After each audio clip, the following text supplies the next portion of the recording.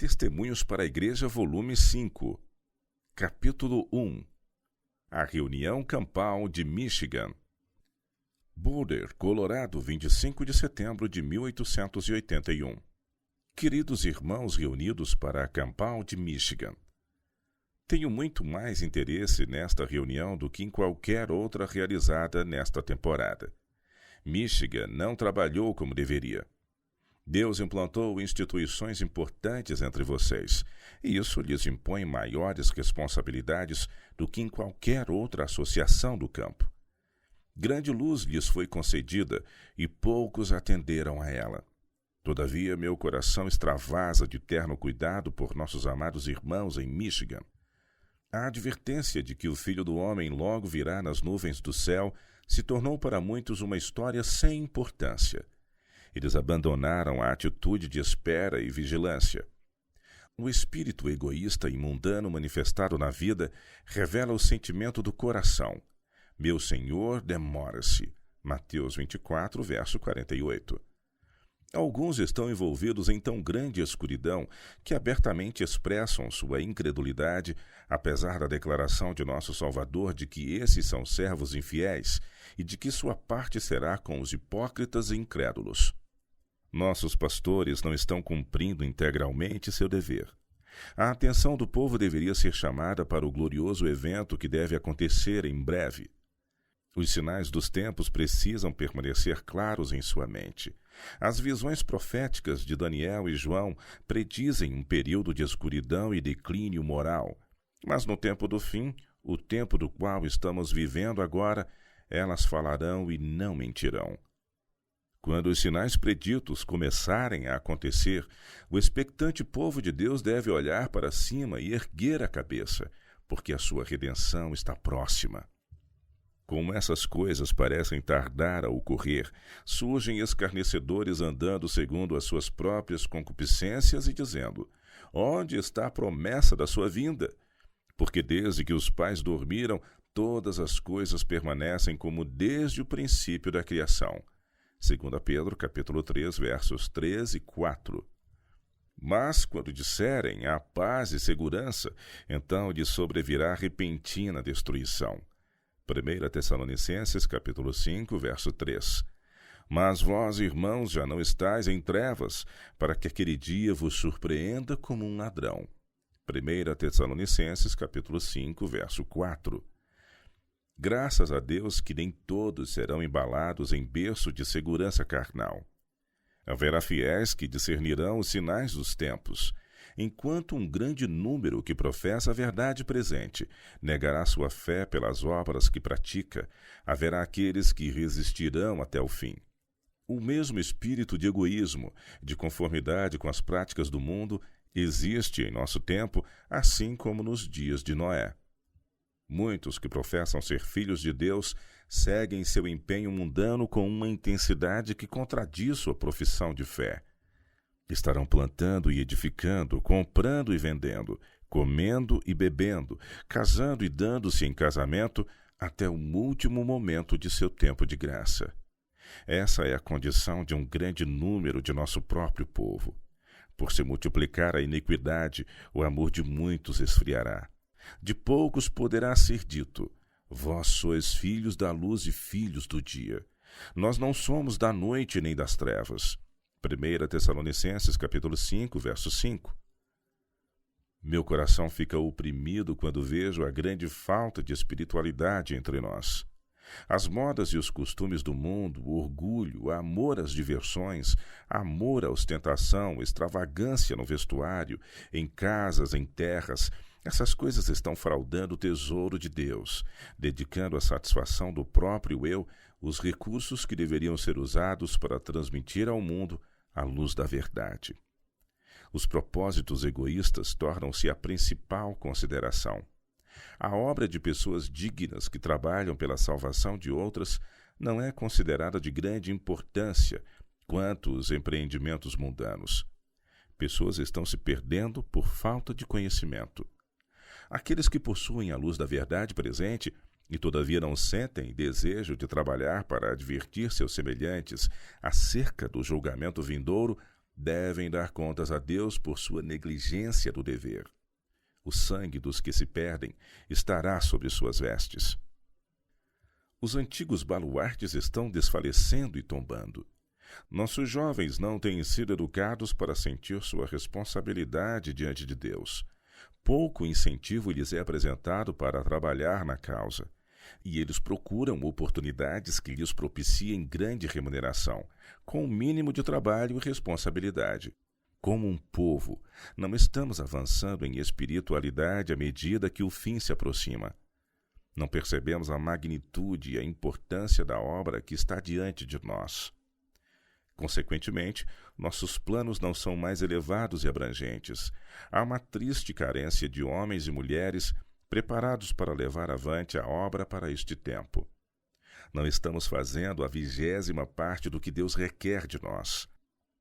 Tem havido um afastamento da simplicidade da obra. Tornaram-na complicada, difícil de compreender e de executar.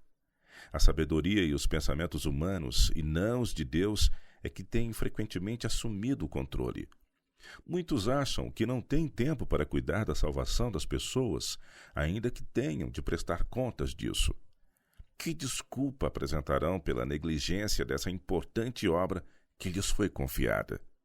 Os jovens de nosso colégio deveriam ser educados para a obra de Deus da maneira mais cuidadosa e completa possível. Esse era o objetivo para o qual a instituição fora criada. Nossos irmãos de outros lugares deveriam sentir interesse não apenas em sustentar, mas em defender nossa escola, para que ela não seja desviada de seu propósito original e modelada conforme instituições similares. O objetivo religioso deveria ser constantemente conservado em mente. O tempo avança para o final. A eternidade está às portas. A grande colheita deve ser realizada. O que estamos fazendo a fim de nos prepararmos para esse trabalho? Os dirigentes de nosso colégio deveriam ser homens piedosos e consagrados.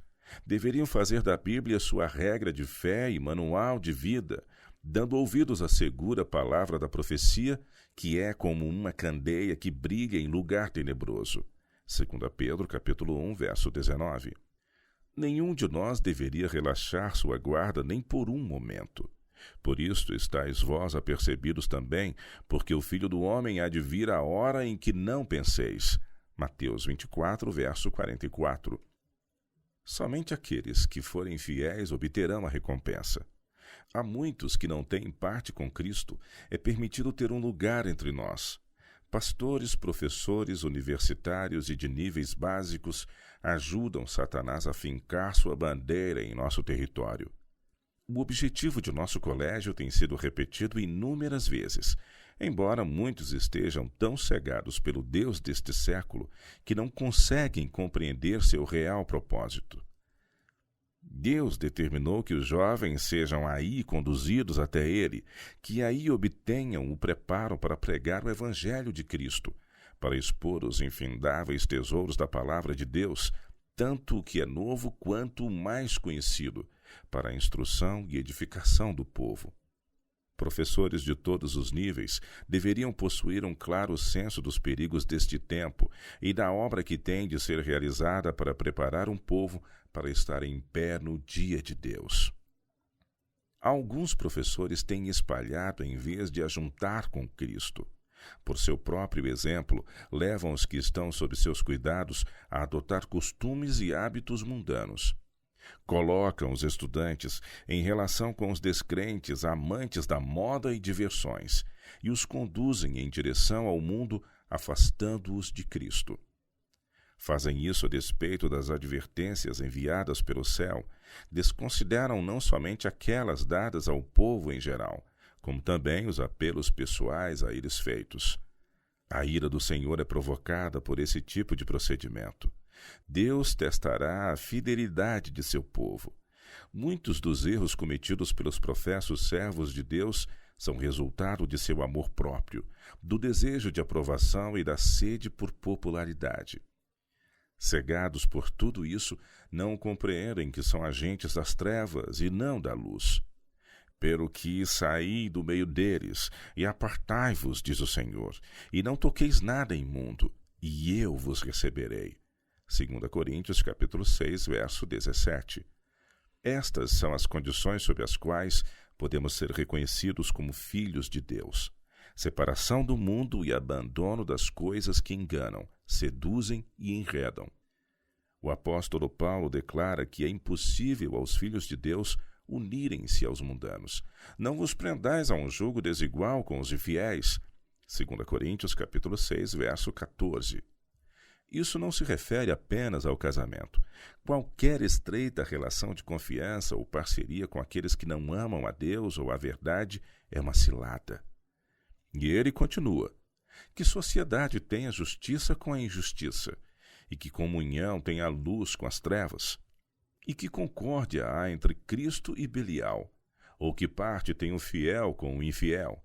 E que consenso tem o templo de Deus com os ídolos? Porque vós sois o templo do Deus vivente, como Deus disse: neles habitarei e entre eles andarei, e eu serei o seu Deus, e eles serão o meu povo. 2 Coríntios capítulo 6, versos 14 a 16.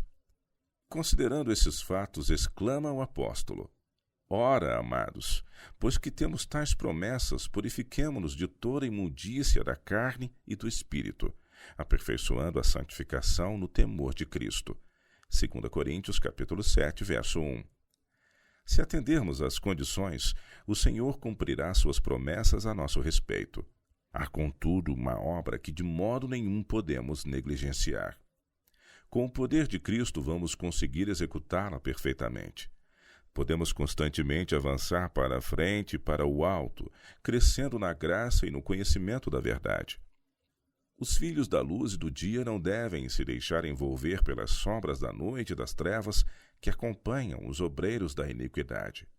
Pelo contrário, têm de permanecer fielmente no posto do dever como portadores de luz, captando luz de Deus para lançá-la sobre os que se encontram em trevas. O Senhor requer que seu povo mantenha sua integridade, não tocando, isto é, não imitando as práticas dos ímpios. Os cristãos serão neste mundo uma nação santa, povo de propriedade exclusiva de Deus, proclamando as virtudes daquele que os chamou das trevas para a sua maravilhosa luz. 1 Pedro capítulo 2, verso 9. Essa luz não deve ser obscurecida, mas tem de brilhar mais e mais até ser dia perfeito. Os que carregam a bandeira de Cristo nunca fogem ao dever. Eles têm um inimigo vigilante que está à espreita para tomar de assalto a fortaleza. Alguns dos professos atalaias de Cristo convidam o inimigo a penetrar nas fortificações e misturar-se com eles, e em seus esforços para satisfazer-se, acabam com a distinção entre os filhos de Deus e os de Satanás. O Senhor nunca pretendeu que nosso colégio imitasse outras instituições de ensino. O elemento religioso deve ser a força que controla. Se os descrentes escolherem pôr-se ao alcance dessa influência, tudo bem. Se aqueles que se acham em escuridão escolherem vir para a luz, será como Deus desejar.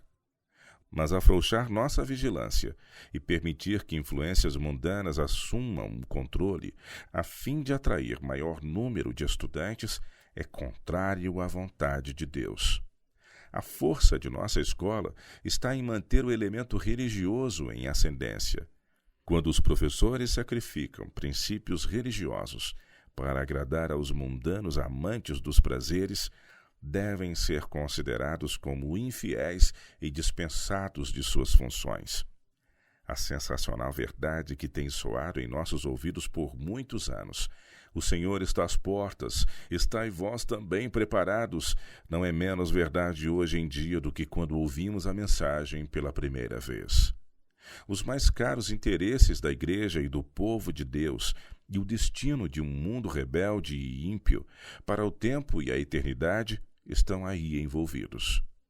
Estamos no limiar do juízo, porque o mesmo Senhor descerá do céu com alarido e com voz de arcanjo e com a trombeta de Deus, e os que morreram em Cristo ressuscitarão primeiro.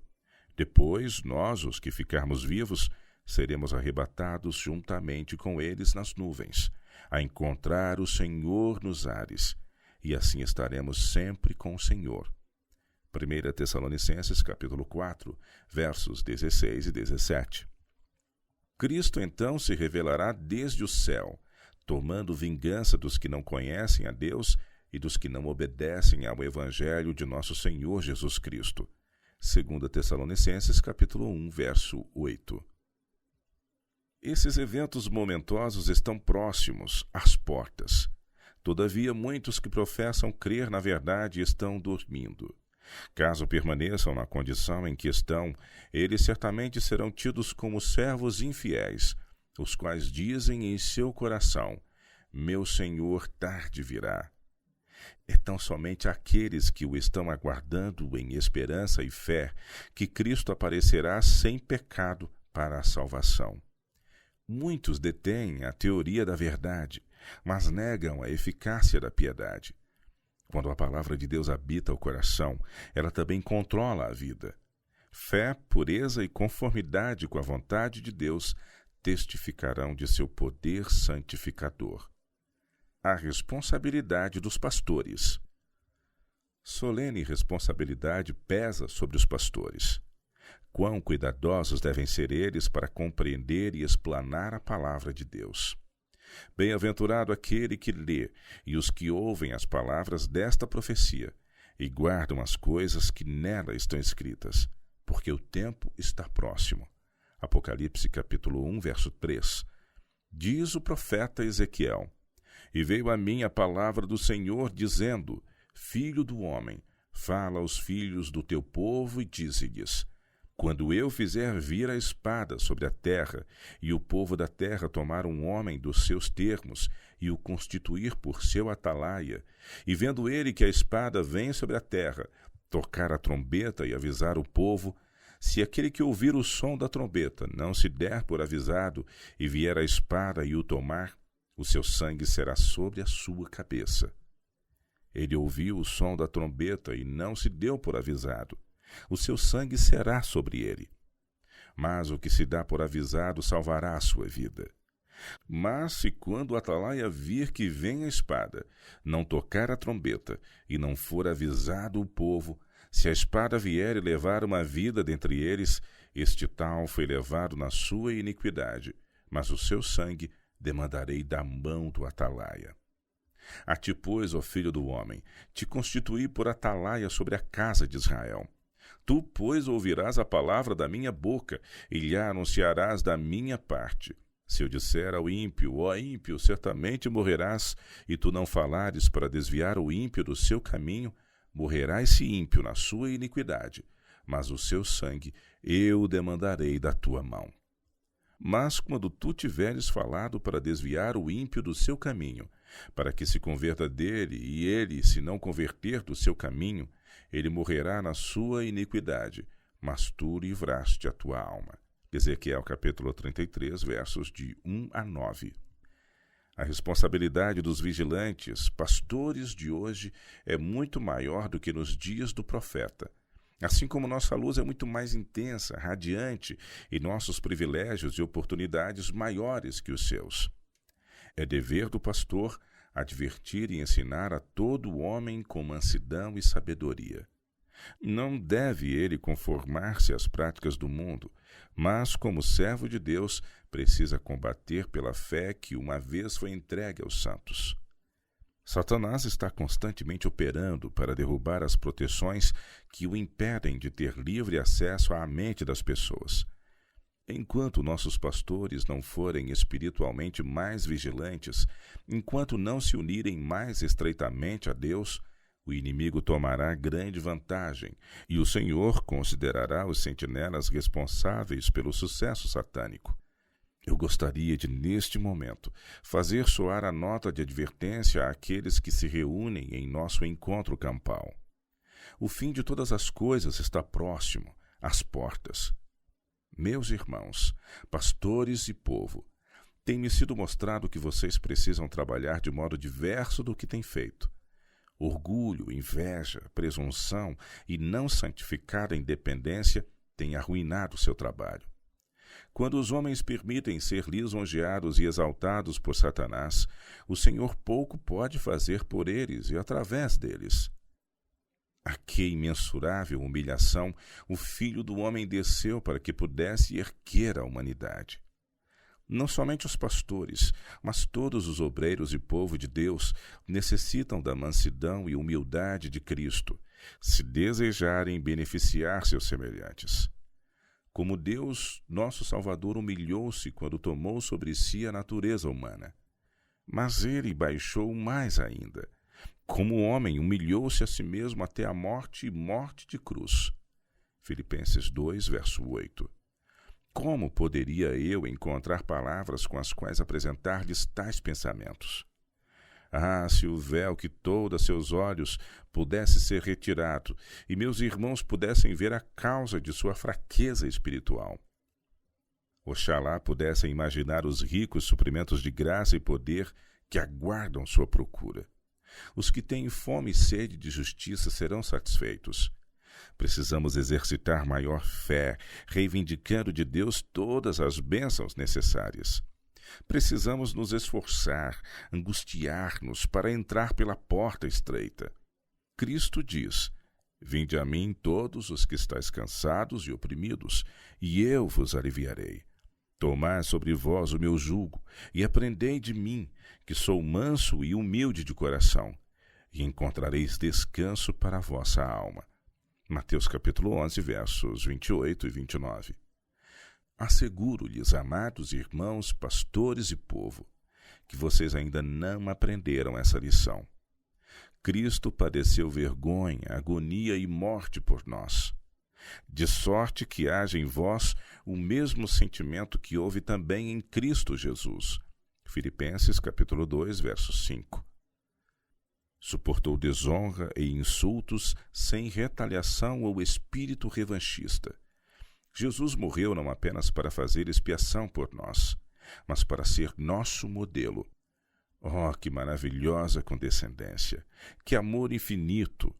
Ao olhar para o príncipe da vida suspenso na cruz, como podem vocês nutrir o egoísmo? Como podem nutrir vingança e ódio? Que o espírito soberbo se curve em humilhação, que o duro coração seja quebrantado, que não haja mais mimos, autocomiseração e exaltação do eu. Olhem, olhem aquele a quem nossos pecados pregaram na cruz. Vejam-no descendo passo após passo a senda da humilhação para nos erguer, humilhando-se até o ponto de não ter mais onde baixar. E tudo para salvar-nos, a nós a quem o pecado abateu. Seremos nós tão indiferentes, tão frios, tão formais, tão orgulhosos, tão autossuficientes?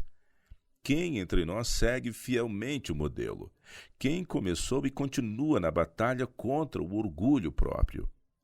Quem tem, com determinação, lutado contra o egoísmo até expulsá-lo do coração e da vida?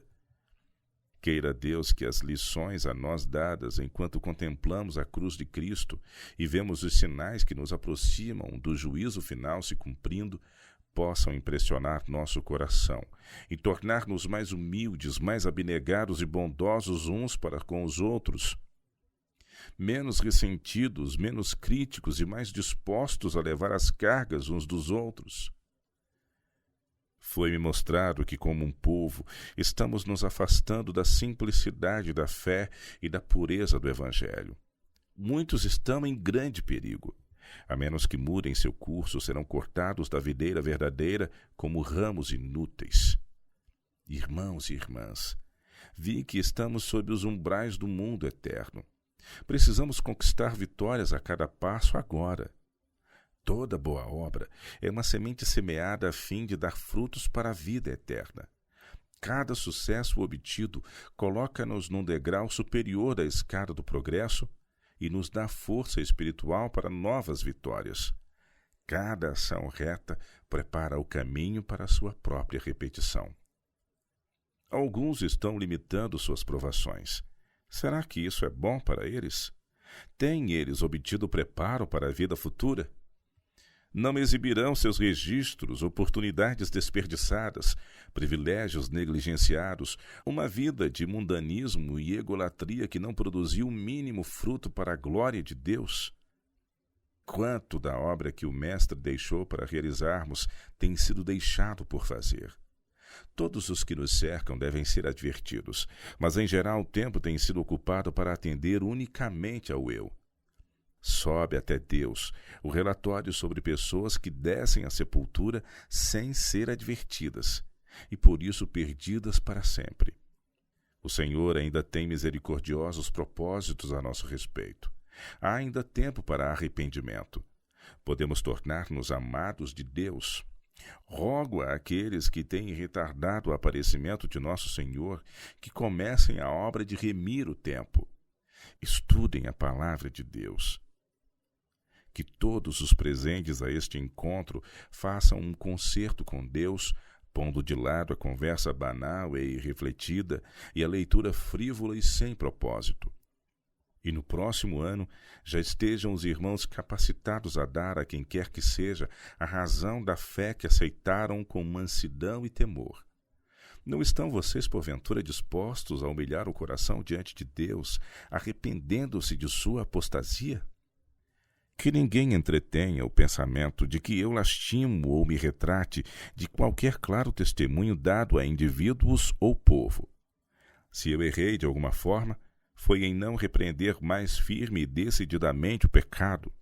Alguns irmãos assumiram a responsabilidade de criticar meu trabalho e propor um meio mais fácil de corrigir os erros. Gostaria de dizer a essas pessoas que prefiro o caminho de Deus e não o delas. O que eu disse ou escrevi como testemunho ou reprovação não tem sido expresso corretamente. Deus me deu uma obra da qual devo prestar contas no juízo. Aqueles que têm escolhido o seu próprio caminho e se têm erguido contra os claros testemunhos a eles dados, procurando abalar a fé dos demais nessas mensagens, devem decidir a questão com Deus. Não amenizarei mensagem alguma para acompanhar suas ideias ou relevar seus defeitos de caráter. Reconheço que não tenho falado tão claramente quanto o caso requer. Os que querem de algum modo amenizar a força das agudas reprovações que Deus me deu para transmitir, haverão de enfrentar sua obra no juízo. Há algumas semanas, estando face a face com a morte, tive um vislumbre da eternidade. Se o Senhor tiver interesse em erguer-me de meu presente estado de fraqueza, espero, na graça e força que vem do alto, expor com fidelidade as palavras que Ele me dá a transmitir. Através de toda a minha vida, tem-me sido doloroso ferir os sentimentos de alguém ou perturbar sua tranquilidade enquanto profiro os testemunhos que Deus me passa. Isso é contrário à minha natureza. Custa-me grande dor e muitas noites insones. Há aqueles que se sentem na responsabilidade de me censurar e, em seu finito julgamento, propor-me uma conduta que lhes pareça mais sábia. Repito, não concordo com sua atitude. Deixem-me em paz em meu relacionamento com Deus e permitam que Ele me ensine. Receberei as palavras do Senhor e as comunicarei ao povo. Não espero que todos aceitem a reprovação e reformem sua vida, mas devo desempenhar meu dever fielmente. Andarei em humildade diante de Deus, fazendo o meu trabalho para o tempo e a eternidade. O Senhor não confiou a meus irmãos a obra que me deu para fazer. Alguns têm reclamado que minha maneira de dar reprovação em público leva outros a serem críticos, cortantes e severos. Se esses assumem a responsabilidade que Deus não depôs sobre eles, se desrespeitam as instruções que Ele seguidamente lhes deu através do humilde instrumento de sua escolha, a fim de torná-los bondosos, pacientes e indulgentes, somente eles responderão pelos resultados. Com o coração carregado de tristeza, tenho desempenhado meu desagradável dever para com meus mais caros amigos, não ousando agradar a mim mesma por reter a reprovação, mesmo quando dirigida a meu marido. Não serei menos fiel em advertir a outros, quer ouçam ou não. Quando estou falando ao povo, digo muita coisa que de forma alguma premeditei. O Espírito do Senhor frequentemente vem sobre mim. Parece-me que sou levada para fora de mim mesma e a vida e o caráter de diferentes pessoas me são claramente apresentados. Vejo seus erros e perigos que correm. Sinto-me então compelida a falar do que me tem sido mostrado. Não ouso resistir ao Espírito de Deus. Sei que alguns se desgostam com meus testemunhos. Eles desagradam a seu altivo e não consagrado coração. Sinto muito profundamente o dano que nosso povo sofre por causa de sua resistência em aceitar e obedecer à luz que Deus lhes tem dado. Meus irmãos mais jovens no ministério, rogo-lhes que reflitam mais sobre sua solene responsabilidade. Se consagrados a Deus, vocês podem exercer uma poderosa influência para o bem na igreja e no mundo. Mas falta-lhes sincera piedade e devoção. Deus os tem enviado para ser uma luz ao mundo mediante as boas obras e também por palavras e doutrina. Porém, muitos de vocês podem perfeitamente ser representados pelas virgens tolas, que não tinham óleo em suas lâmpadas. Meus irmãos, ouçam a reprovação e o conselho da testemunha fiel e verdadeira, e Deus agirá por vocês e em vocês. Seus inimigos podem ser fortes e determinados, mas alguém mais poderoso do que eles será seu ajudador. Permitam que a luz brilhe e cumpra seu papel. O Senhor dos Exércitos está com vocês. O Deus de Jacó é o seu refúgio.